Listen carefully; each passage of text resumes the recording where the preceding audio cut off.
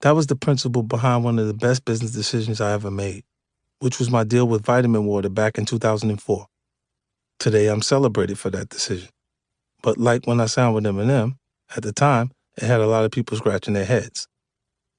That includes Chris Lighty, who was skeptical when I first told him I wanted to invest in a water company. Sell water to who? He asked. At the time, a lot of rappers were making money promoting liquor like Hennessy or Cavassier. In Chris's mind, booze was the smarter space to invest in. There was a method to my madness, though. I knew through personal experience people don't always drink alcohol at live events. Maybe they're under 21 or don't want to shell out $20 for a stale beer. One thing that's always available and popular at any concert, however, is water. It's always going to be the top-selling beverage at events. One day I was walking through the water aisle in the supermarket and noticed a premium brand selling for $3. Then I saw the no-name brands were going for closer to 75 cents. I thought to myself, if you blindfolded me, there's no way I could tell which one was which. The premium brand had just done a better job at marketing and promoting. That was another breakthrough. It had never occurred to me before, but just like booze, you could mark up water. Not to mention, water was a more authentic representation of my lifestyle. I don't really drink alcohol, but I definitely consume lots of water. And because I consume so much of it, I know drinking pure water alone got boring. To switch things up a bit, I started drinking flavored water. One day I was working out in the gym in LA, and my trainer gave me a bottle of something called vitamin water.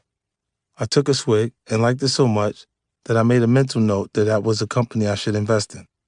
Just to make sure I didn't forget, I actually threw my empty bottle in my gym bag. When I got back to my hotel, I called Chris and told him about the flavored water that I like so much. He did some research and found out it was distributed by a company called Glasso that was based in Queens of all places. With my insistence, we decided that this is the brand that I should be working with. Once I sold Chris on my vision, we hatched a plan. During a commercial for my Reebok sneakers that showed me working out in the boxing gym, we snuck in a shot of me taking a sip of vitamin water. It was barely half a second, but it was enough. A friend of Chris's who worked at Glasso saw the spot and reached out to see if I'd be interested in an endorsement deal. They had just developed a new product called Formula 50 because it contained 50% of the RDA of 7 vitamins and minerals. Who better to sell Formula 50 than me? I agreed, but I countered with something different than the standard endorsement deal. Instead of taking a 5 or 6-figure deal to appear in the ads, I wanted to invest in the entire company. Instead of taking cash from them, I actually wanted equity in the company. It was a very aggressive ask, and it caught Glasso off guard. They weren't opposed to the idea, but they were nervous about getting into business with me on that level. They only knew me as a rapper who'd been shot 9 times, and they weren't sure they wanted to be associated with that sort of energy. I needed to put their minds at ease, so I took a meeting with the company's CEO. I didn't show up with an entourage, just Chris and me. I expressed how much respect I had for their brand. I was already a loyal consumer, and how hard I planned to work at spreading the word. I didn't give off the arrogant attitude or aggressive energy they probably were expecting. I presented myself as someone who saw a special business opportunity and was prepared to work his ass off to make it happen. And that was the truth. My approach helped them get over their apprehension, and we were able to strike an equity deal. The next order of business was to reimagine Formula 50. To me, vitamin water was just a more upscale version of quarter water, the flavored drinks you would get in bodegas for 25 cents a pop. As anyone from the hood can tell you, the most popular flavor of quarter water has always been grape. No one from the hood was trying to mess with lychee or passion fruit flavored water, which was what they had been thinking about. Formula 50 had to be grape to resonate with my base. Glasso respected my vision and changed the flavor to grape. Once everything was settled, I promoted the hell out of vitamin water. I was on billboards and bus stop ads across the country. I filmed the iconic commercial where I conducted a symphony orchestra playing in the club while taking sips of Formula 50. It seemed everywhere you looked, I was extolling the virtues of vitamin water. Glasso's market share began to rise, and the beverage industry took notice. So much so that in 2007, Coca-Cola purchased Glasso for $4.1 billion. Of course, I got a piece of that. I'd like to give you a number, but I signed a non-disclosure agreement to never name the actual price. Let's just say I did very, very well. It was the biggest come up in my life, which I later celebrated in the song, I Get Money. I took quarter water sold in bottles for $2, then Coca-Cola came and bought it for beans. What the fuck? What the fuck was definitely what the rest of hip-hop was asking once they heard how much I made. There had been groundbreaking hip-hop deals before. Run DMC and Adidas, LL Cool J and FUBU, but nothing even remotely on this level.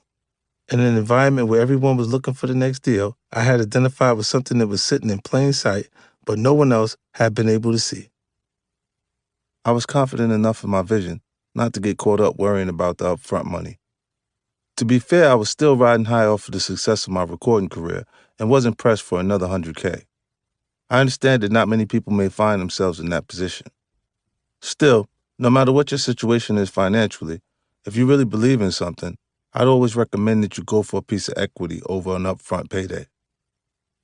When you ask for equity, you're essentially betting on yourself. When I did that with Vitamin Water, it was a fairly unique bet to make. Now with the rise of startups, it's a form of compensation that a lot of people are looking for, especially in the tech and media fields. It's always smart to negotiate for equity, but you also have to be savvy about what sort of equity you're getting, because all slices of the corporate pie are not always equal. If you're about to negotiate a deal with the company that might include equity, the first thing you must do is hire a lawyer. I don't care if you're broke, this is something you must do. Borrow the money if you have to. Then make sure it's someone who's familiar with corporate governance. Don't hire your cousin who does real estate work, or the guy that handled your divorce because they'll do it a little cheaper. Get someone who specializes in these kind of contracts.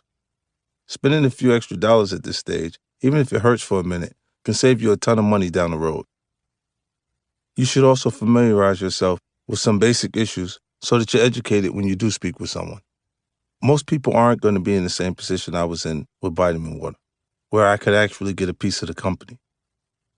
Instead, you're probably going to be in a situation where the company is offering you a lower salary, offset by stock options. Before you can determine if that's a good deal, you need to know the overall valuation of the company. If the company already put out an IPO, an initial stock offering, you can calculate its market value by multiplying the company's stock price by the number of shares outstanding. If it hasn't issued any stock yet, it's going to be harder to figure out. You're probably going to have to ask the founders what their method of determining the valuation of the company was. If they don't want to tell you or give you a vague answer that doesn't make sense, then it's probably not a deal you want to pursue anyway. If you're being offered stock, you need to know whether it is vested or not.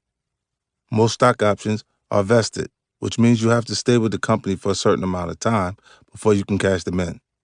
If your option doesn't vest for 4 years, you need to ask yourself if you're comfortable staying with the company that long. If not, the equity might not be worth it. A lot of times, people hear the terms equity or stock options and think that they've hit the lottery. It is true that equity and stocks are one of the quickest ways to get a lot of money. But you can't just walk into a startup situation blindly. You have to educate yourself and ask a lot of difficult questions early in the process. That way, if the startup you're working for does become one of the rare ones that sees its value skyrocket, you're going to be perfectly positioned to reap the rewards. I've seen a lot of people miss out on a golden opportunity by chasing a check instead of maneuvering for a piece of equity.